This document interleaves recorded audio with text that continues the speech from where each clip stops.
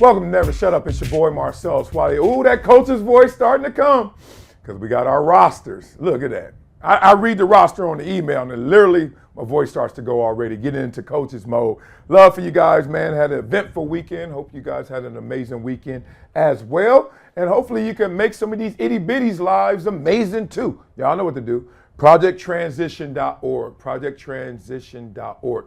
Educate and empower these itty bitties so they could be their greatest version. All right, let's get into this right now. The greatest version of sports media we have right now, based on the ratings, is First Take.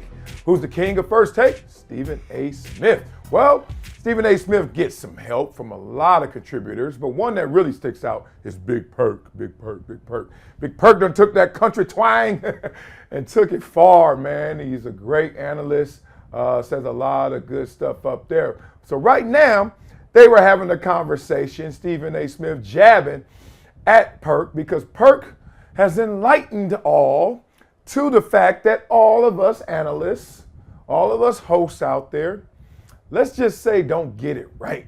And it's hilarious when you get somebody exposed for not getting it right. As y'all would say, a freezing cold take. Well, let's listen to Stephen A. jab at Perk with that freezing cold take right here. Big Perk was on television the other night, because you know when Big Perk's on, I got to watch. Okay. And he was on television the other night. And the Clippers were up on the Lakers. At halftime, Big Perk said, you know something? It's just levels to this. And the Clippers are showing you know what I'm saying? It's just levels. And then LeBron James turned around and said, Perk, what the hell were you talking about? What the hell were you saying? And then all of a sudden, when we looking for Perk post-game, couldn't find him. Couldn't find him. So I just want to make sure that the world understands that Perk, the prophet that is Big Perk, isn't always prophetic. Not always. And so when you sit up here and you talk about the Golden State Warriors, even though I get where you're coming from, and don't lead all the way back because we need to see you. You're too big to be missed now. Here's the deal. When you look at Steph Curry, all right, and the greatness of Steph Curry, and I look at what the pieces around him are doing, yeah, they seem a bit too small. I get it. But when they're making shots, Lord have mercy. There's something to watch. And I'm just saying, don't sleep on them. That's all I'm saying. All right. I like that. Now, why I like it, you know me, it's life lessons or just taking you behind the veil. So when I heard that, I was like, one top level, obviously. Clippers are way better than the Lakers. Like, we were up 21, god dang it, with two starters sitting on the bench, chilling, drinking Gatorade, and we still up 21. They full throttle, full tilt. The 40-year-old bionic man and LeBron James, and we got two dudes sitting there like, what? We up 21 on these dudes, so don't act like that. We're a better team than them, we know that. All right, in all seriousness, what I liked about it was, one, we're not always right. One of the things that I observed that I would always push back on is like, when you would talk to somebody in the streets, you know, somebody walk up to you, big fan, man, big fan. What do you think of the Cowboys this year? And you would give them your opinion, or you would just regurgitate what you've said before on television, right? And then that same person would take it as expert analysis. Like, yeah, you're right. It happens to me all the time, especially with my brother-in-law. I'll say something, he'll say something. In my mind, I'm thinking, I like your point. Actually, you're right, or you could be right. But he'll concede to me because he's like, oh, no, yeah, you're right, you're probably right. Why am I probably right? Interesting. Okay, think about it. Why am I probably right? You're probably like, because you play sports. Did I play basketball? No. Okay, so why am I probably right? Well, you're on TV. Does that make me right? Because I have a bigger platform? No, because the way you said it, you were convincing. Well, you learned the craft, right? So, Stephen A., obviously, when he says something, a lot of people believe it. When Perk says something, a lot of people believe it, especially when it's basketball, because Perk played. But at the same time, Stephen A. didn't play, not professionally, but I believe you too. So what is really going on here? It's that power of marketing, the power of messaging, the power of your words, and the amplification of those words with big platforms make it believable. That's why influencers now are disrupting all that is going on with brands and sponsorships and marketing. It's disrupting Madison Avenue because, damn it, look at that platform. Admit it, when you walk up to somebody at the party, and I know how y'all kids get numbers now, y'all don't get the number. Y'all get the gram. Like, what's your gram? What's your gram? And you see that number. It happened to me the other day at Matt Barnes' party. Some dude had 3.4 million followers. I was like, God dang. I just thought it was like a dude could dance. Next thing I'm like, you got $3.4 million. I started looking. I was like, oh, he could dance, right? It's a different animal because of that platform. It buys you equity. It buys you credit. It's an accreditation. It's a validation that we don't always deserve or we've always earned. So I was laughing at that level. But then he started to switch it. And this is what's interesting. So Perk, you were wrong about that Clippers-Lakers game. And I know he did this all in jest. But since you were wrong about that, I wouldn't trust you, and you shouldn't trust yourself about what you're talking about with them Golden State Warriors. They're not cooked. So what happens is now we have the association properties going on. You know, y'all remember that from math, but it's also logical equations. We be like, oh, you didn't know that, so you don't know this. We're like, what? I'm telling y'all, always, like Thomas Sowell said, don't matter how smart you are if you don't stop and think. People will take you, make you believe their words just because they got a big platform, then use what you can't do against you in another realm, in another capacity when those two are not connected. I just caught all that. I be digging, dog. I'm a little nerd. I thought it was fun to see them going at it like that because I like that version of sports media. When we actually are self-deprecating, when we actually like, yo, I ain't got all the answers, big dog. Just up here trying to give you my opinion. And also, let's pit it against each other because someone who did play, that's wrong, versus someone who didn't play but could point out you're wrong.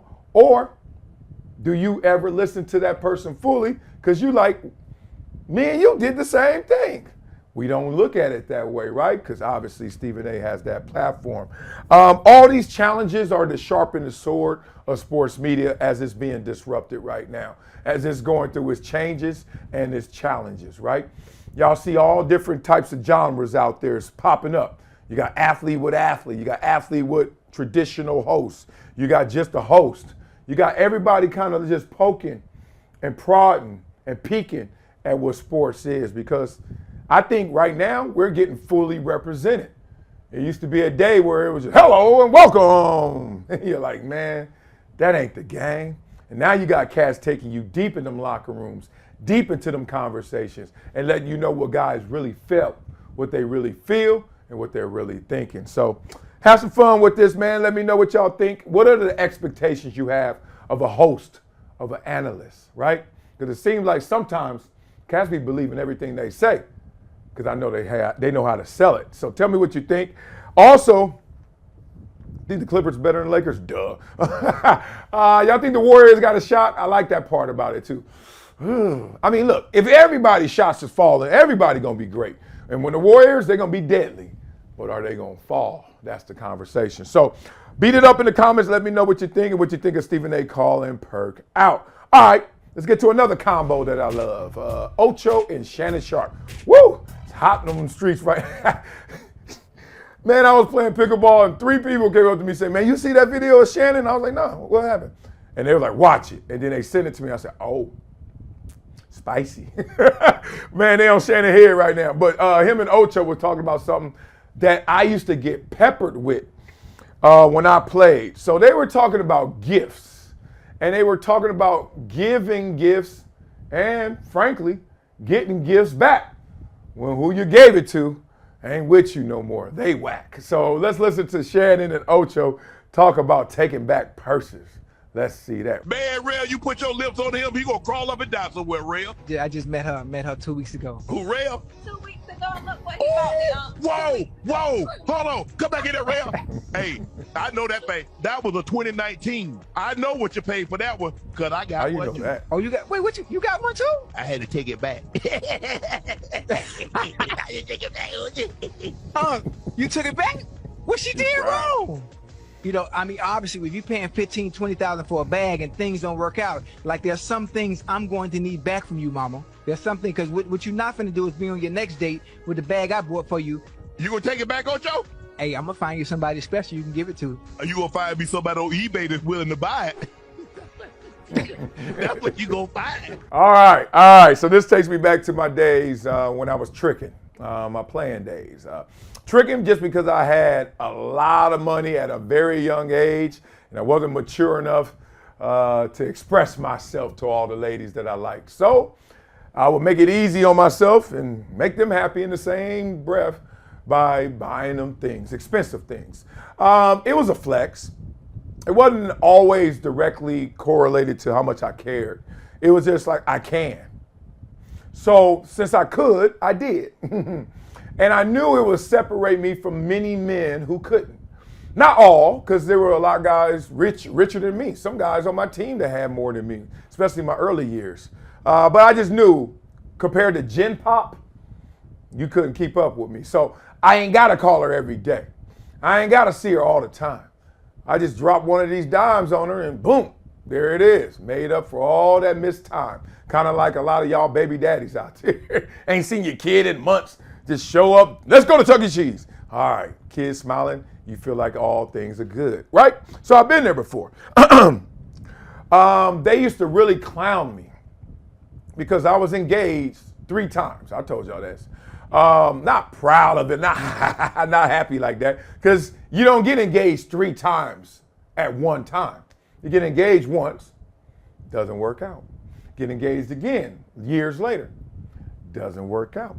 Get engaged again years later, doesn't work out. Now, impulsive is not the best word, but certainly not well thought out, because I thought all 3 of them before my wife, who was my 4th engagement, but she doesn't count because she got me.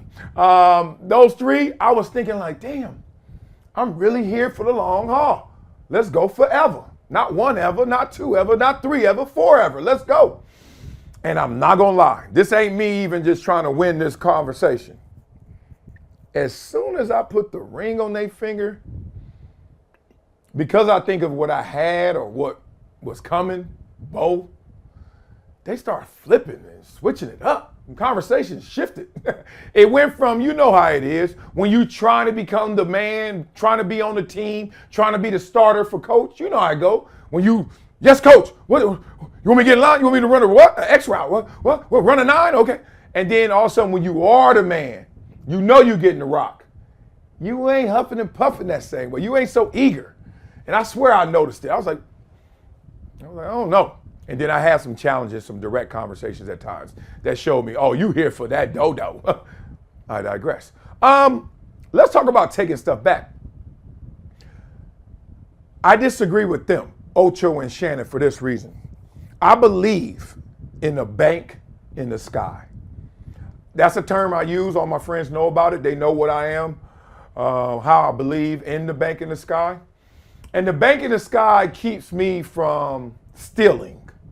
Keeps me from getting over on people. Keeps me from manipulating people in certain situations when I have leverage. The bank in the sky makes me walk things off, turn the other cheek. Because I always believe, and I know it's in the Bible too, but how do you say, let God handle it with his wrath and he'll throw hot coals on their head. But I really believe if I ain't over here penny pinching and just trying to get over on everybody and be manipulative, that I'm actually depositing to a greater good that will rain on me when I need it most, or rain on me in multitudes that I ain't even deserve. So I call it the bank in the sky. So if I'm Ocho or Shannon, that purse, you can have it. 20K, okay, that's you. Go floss, go get that guy. Because guess what's coming my way? Maybe not another purse, maybe not even another 20K, but somebody who is worthy of that purse and 20K. You get it? So I used to always do that, and cats used to clown. They're like, Wiley, stop playing. Get the ring back. I wouldn't get the ring back.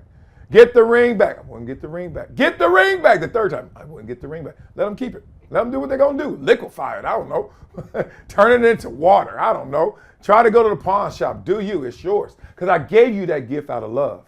I ain't give it out of rental like. I ain't give it out of leasing like. I gave it out of love. So it's yours. Just like if you gave me something, I swear, and then we break up and you want it back, I'm like, you can have it back since you asked, because I ain't that guy, but damn you whack. Damn you done told on yourself. You feel me? Anyway, the craziest part is there was one time I did ask for it back because I actually gave it under the terms. I leased the car for an individual, and I remember telling that individual, this is for this, you can use this car while we're together. I remember explicitly saying it. Why? Because they already had a car. I was like, I ain't into this like hooking you up and you already got something. They already had a car. And I was like, look, while we're together, you can I'll lease you this car. Kind of like a company car. We broke up. And at first I still was like, yeah, you can use it, because it was like, oh, this is all I got now. And I was like, yeah. And then they did something real mean to me, let's say. Oh, they were talking trash. That's what happened. They were talking trash. I said, say this ain't so. But it was one of those things you couldn't lie about because only you know. And I was like, really? You trying to put me out there like that? You know that ain't the truth. Okay. Let's just cut off all ties. I wasn't being petty, like, give me the car back. I was like, okay, since you want to go out there and make this look good, let me get that back. That was it. That was life. The bank in the sky works, y'all. Subscribe to it. For real. Let these petty fools out here, these petty warriors out here, let them win those petty battles, right? Set your sights on something bigger, something grander. I don't know, though. I can't lie. Woo, here's the first question to beat up in the comments. What does your tricking account looks like? Like, how much have you spent on meals and everything? And it all counts. Like, it's so funny. People be like, oh, man, I ain't buying no girl no bag. I was like, okay. Did you take her out to eat? Several times. Did y'all go on vacation? A couple times. Did y'all go to, staycations? Did y'all buy bottles? Everybody pays. There is a cost to floss, ain't it, to be the boss? So tell me what y'all think, man. How much y'all put in y'all tricking account? And have you ever taken a girl's gift back, you petty suckers? And if so, tell the story. Beat it up in the comments. I love hearing that. You okay with being the Indian giver, as they say? They don't say that no more, but are you okay with being the person that gives back? That's so cool. And when's the appropriate time to do that? When should you get the bag? Is it based on time? Is it based on love? Because what's love? Like, if you met her in a week and you already love her, you got her a gift? So ain't that time based? I don't know. Y'all beat it up in the comments. Let me know what y'all think. All right, let's get to Jeff Bezos. Speaking of somebody who, his account, his tricking account. This sucker got so much money, I don't think he cares. Matter of fact, I know he can't care. I mean, everybody care about their money, but imagine you have $1 million. $1 bill, you have 1 million of them. Imagine you have $1,000 million. Now you have 1 billion. Imagine you had thousands and thousands of billions of dollars. Ooh. That's a lot of money, y'all. I don't know what the hell is going on.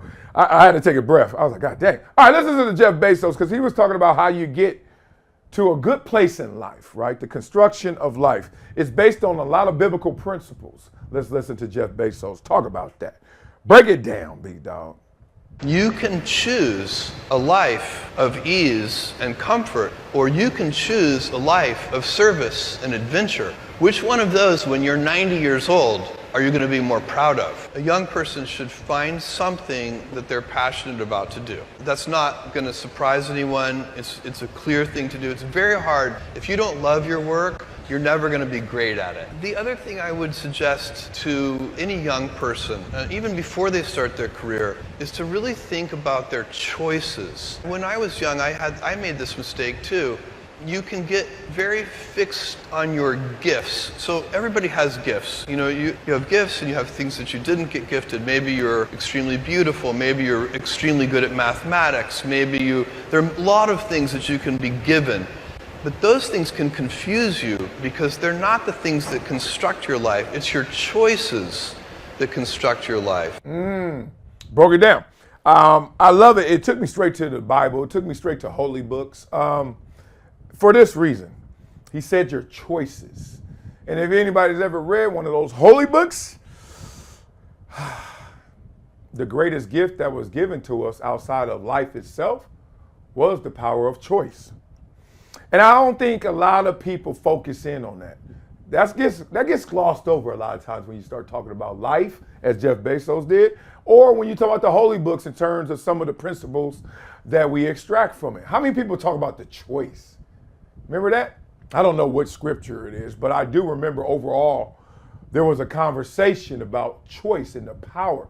That's why God says, I want those who have faith, right? You need to have faith. And that's a choice. You choose to be faithful to God, the God that's in you, the God that was made in his image, you. So you got to be faithful to the choices you make that are for you. It's so crazy. Man, I don't know how many thousands of years they wrote that, but those suckers was writing. I mean, they were divinely touched to write this because it still applies today. You want something to go down, you want to be something, Bezos is right. Most people look at how good they are in something and then just try to run with that. Do you love that gift? Are you faithful to that gift? Are you going to always choose that gift? I know people, young girls that are tall when they're 11 and they're like 6 feet already. I don't like being tall. But then they play volleyball. But you don't like being tall. Then one day you look up and you're like, there's no guys to date. I'm too tall, I'm too big. And that's just one example. You know, you can have a gift where your gift is, hey man, you're gonna be great at art. I don't really like art. You don't apply yourself to art. You're not faithful to your craft. So therefore, it doesn't manifest. That's why you see a lot of people with a major in college and then a career completely different than that major, right? Because you can have a gift for something, but that's not what you choose. And what wakes you up? And football woke me up. I don't know why, they got me young. I mean, I caught the bug. I was 7, 8 years old, so good. I just loved it. Now, it came with its challenges, but I just love football. But I didn't love that football was going to take me the farthest, the fastest. You get it? I wish something that a business or something would have been able to give me millions of dollars like football did. I wish I had that option just for the challenge. I didn't like that I had to use my body and mang my body up and get all broken and bruised just to get that dough, even though I love what I was doing. You get it? Now, and then I got into sports media, and in the beginning, loved it. I loved it like all the way through all the funny times, right?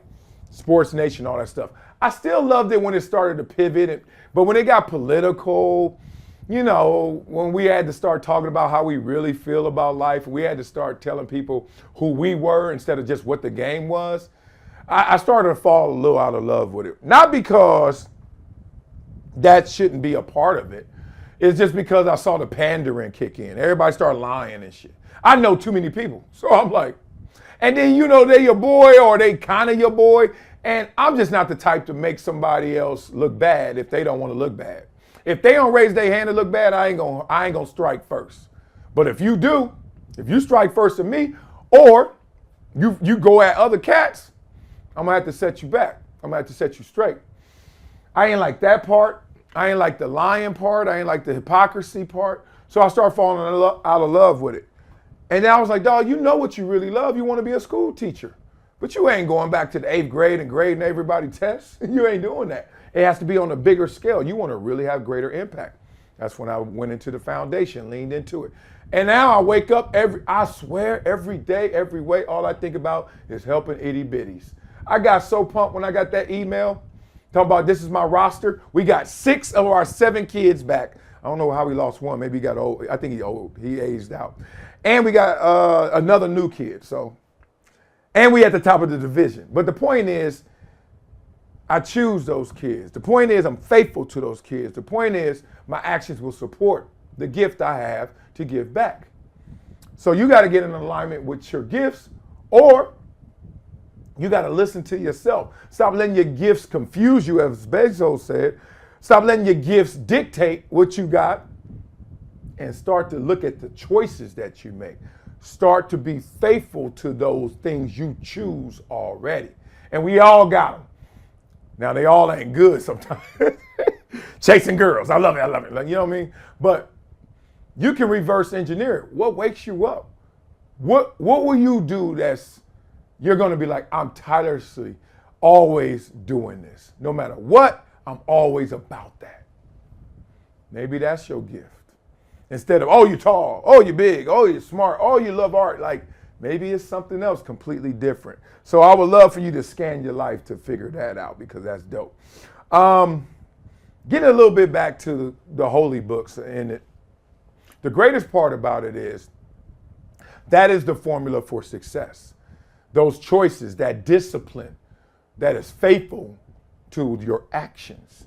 And your actions, if they're supported by your talents, how can you go wrong? Oh, you start doubting yourself. That's how you go wrong.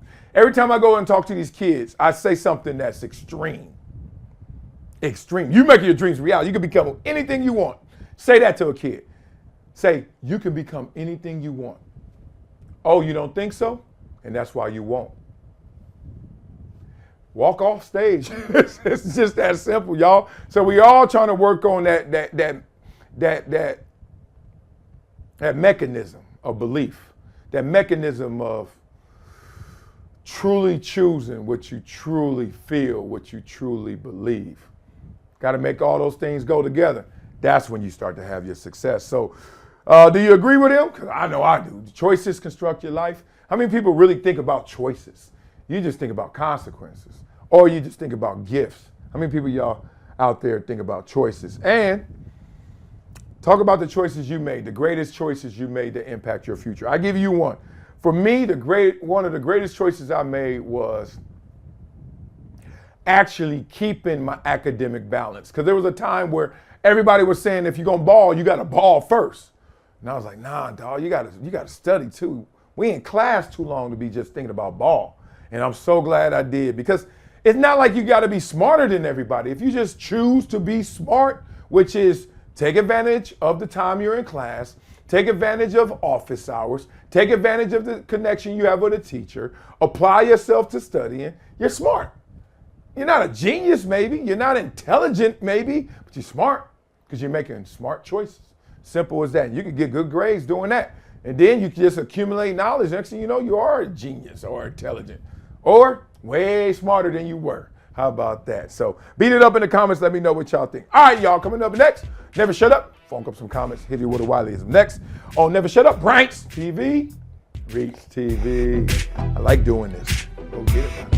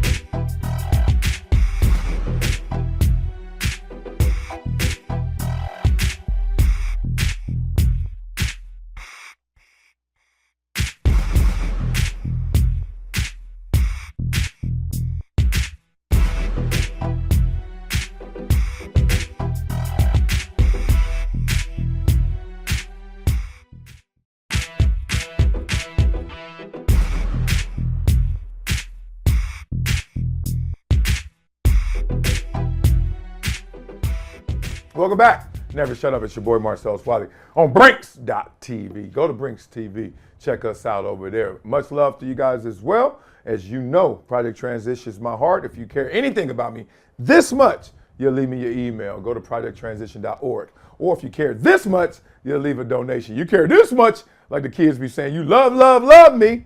Guess what you're going to do? Leave a monthly donation and support these itty bitties so we go get it. All right, let's focus some comments. Focus some comments here. Uh-oh. Jordan's era. Here we go. This era is not better. Present day era is not better. No defense, and the NBA does not call carry. I still think Kobe played in the best era of basketball. MJ is GOAT, but please stop acting like scoring is up and everybody's averaging 30. Don't mean ish. Drexler, Hakeem, Reggie, Ewan, Shaq, Penny, Grant Hill, Malone could all average 30 in this watered-down NBA. I know. Greats from any era could do great in any era. That's why you're great. Here's the conversation. They don't play any defense. You ever think that maybe defense looked better back then because offense was more challenged? They weren't shooting the three. They weren't as talented. It's easier to look like a great defense against a worse offense, a bad offense. Y'all go back and look at some of the dudes that was out there playing with them low calves and them high ankles. Like, man, stop. Them fat ankles and them low calves, man, look. I'm not even gonna argue y'all. If y'all don't wanna have this conversation truthfully, let's not do it. I'm not going to the barbershop. But I don't have to go this era's better. I just know it's more talented. I know it's more difficult to get it off. Oh, they ain't even hand checking. Do you know how physical it is? Screen checking? These suckers out here. They don't call carry. They should. If they do that, I give you that. They do carry a ton. But you're not going to get me with this whole old school cats. The great old school cats ain't great. You don't think that Luka, Giannis, well, LeBron's still playing. Kawhi couldn't go back there. Kawhi might be the one that can do the best time traveling. Kawhi in an older era would keep up with them in terms of physicality, if not exceed them, and be more athletic and talented. Kawhi might be the GOAT if he played before. It's like, man, stop playing. The period from 2008 to 2017 was probably the best in a long time. Excellent defensive teams, high-level offenses that didn't even overly rely on threes, and the primes of guys like Kobe, Dirk, LeBron, Wade, and others. As soon as I hear somebody say 8 to 17, like, you know you ain't being exact with that. So if you're not being exact with the date, you ain't being exact with what you're talking about. I mean, it was a good era. They're all good eras. I just don't like the discounting of this era until you're going to wait 6 years and then you'll be like, oh, in 2019, you'll say, you remember 2023, 2024? Oh, it was amazing.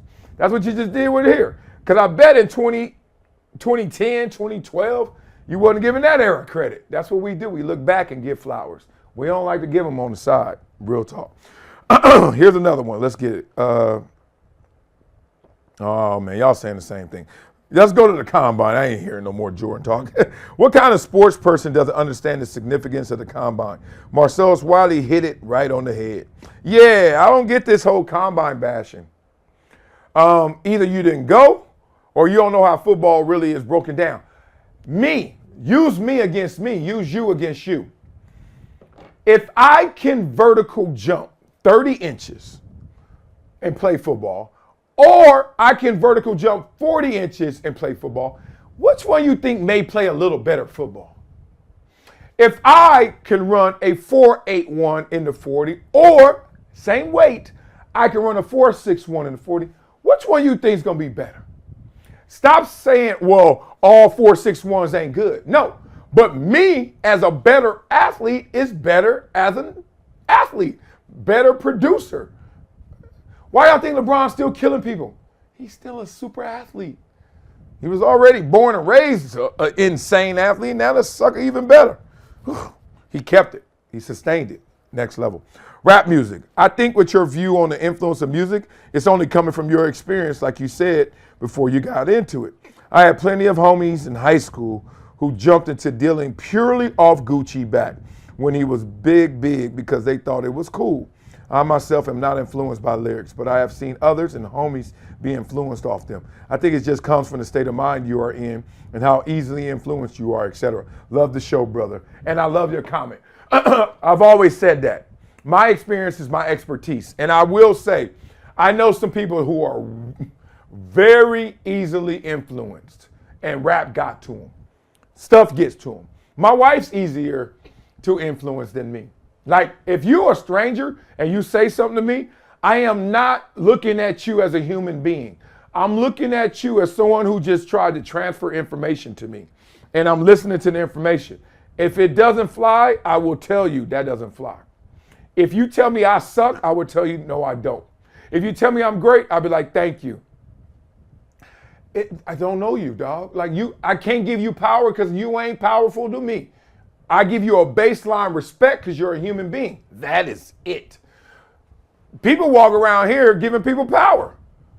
Somebody just all of a sudden, you walking with your kids and somebody say, ooh, look at her, she look a mess. What'd you say? Are you serious? What? You let somebody come and disturb you walking with your kids, having a beautiful day, thinking you look great, and then I think you still do, but you let them tell you you don't. No, sir, not we. Not we. Nah, B. So when I heard Cube and I heard all the rappers say what they were saying and Gucci Mane, I was like, all right. You just trying to transfer information. Give me the beat, dog. I'm banging to the beat. I hear what you're saying. I know your lyrics. It ain't coming through like that. I don't understand why I think more people are like that, right? Ain't nobody gonna say, yo, what's up, homie? Pat, pat, pat. I put that on my headphones. Next thing I know, I see somebody. What's up, homie? Like, no. I'm gonna say, what's up, homie? That's it. Like, pack, pack, pack. So I get what you're saying. There are people a little closer to the edge than I and you may be. All right, y'all. Y'all know how we finish every show. We finish with a Wileyism. Yeah. Oh, this is going to be a rough season if this is my voice right now. If your circle doesn't inspire you, it's a cage. Wow. That's a good one. Ooh, that's a good one. I need some water. God dang, that's a good one. If your circle doesn't inspire you, it's a cage. Homies always going to challenge you. Always. Because they ain't you. No one sees the world exactly the same. And that's why I hate panderers. That's why I hate hypocrites. That's why I hate people who contradict themselves, because then they get into the group. Where's the mob going? I'm going with you. Hate that. We all are uniquely similar. All uniquely the same.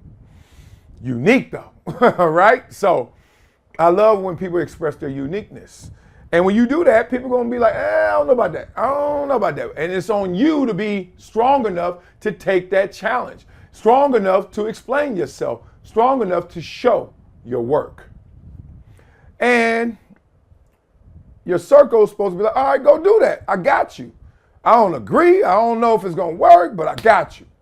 I don't even like when my circle goes too far. Like, oh, yeah, you're going to do that. I'm like, let me tell you the plan first. You know what I mean? Like, thanks for the support, but, you know what I mean? If you always say, baby, you look amazing every day, you lying. Girl, he ain't lying. You ain't no 10. Ain't not a single person in this world is a 10. 9.9s. There's a lot of 9.9s out there, but ain't no 10s. So the point is, you got to be inspired. Comes from you. It gets obviously around to the group, and then through osmosis, it becomes contagious. But what happens when that doesn't occur? What happens when you don't get that inspiration? What happens when you don't get that support? Your ass ain't got a good circle. You got a cage. You got people boxing you in, trapping you in. Oh, you ain't gonna do that shit. You can't do that. It ain't gonna happen. Woo. If y'all heard that from anybody's mouth that y'all know, deuces, give them the deuces, man. Give them the deuces for real. Because it can happen. Not saying it will happen, but nobody should tell you it can't happen. So just make sure you look around. Check the dimensions of your existence. And if your circle doesn't inspire you, it's a cage, homie. Oh, man, that's cold. That'll do it for today's episode of Never Shut Up. I am about to get my voice better. No, I'm not. About to go coach some kids and keep it going. That's what I do. Love y'all, man, out there. Have a great day. Amazing one. No, I will. Yeah, yeah.